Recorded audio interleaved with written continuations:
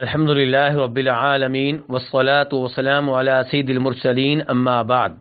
ایک بھائی سوال کرتے ہیں کہ کیا حیض کے ایام میں عورتیں اللہ کی تسبیح کر سکتی ہیں، اذکار کر سکتی ہیں، دعائیں پڑھ سکتی ہیں؟ تو گزارش یہ ہے کہ عورتیں حیض کے ایام میں بیت اللہ کا طواف نہیں کر سکتی، نماز نہیں پڑھ سکتی، روزے نہیں رکھ سکتی، لیکن ان ایام میں وہ اللہ کا ذکر کر سکتی ہیں، تسبیح وغیرہ کر سکتی ہیں، اذکار کر سکتی ہیں۔ صبح و شام کے اذکار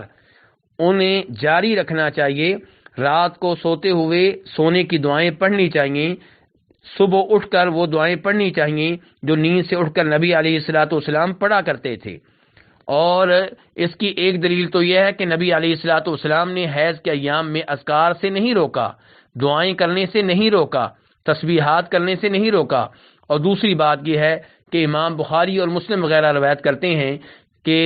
ام المؤمنین عائشہ رضی اللہ تعالی عنہ جب حیض کے ایام میں تھیں اور حج کرنے لگی تھیں تو نبی علیہ الصلوۃ والسلام نے فرمایا تھا افعلی ما یفعل الحاج غیر اللہ تطوفی بالبیت حتی تطہری،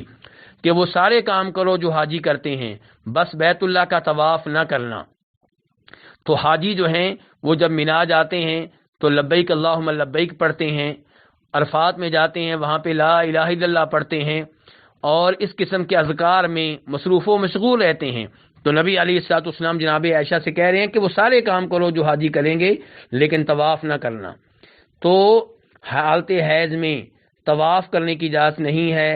اور ایسے ہی نماز پڑھنے کی اجازت نہیں ہے، روزے رکھنے کی اجازت نہیں ہے، خامد سے تعلقات قائم کرنے کی اجازت نہیں ہے، لیکن اذکار وغیرہ عورتوں کے لیے ممنوع نہیں ہے، بلکہ ان کو چاہیے کہ اذکار کو جاری و ساری رکھیں۔ واللہ تعالی اعلم۔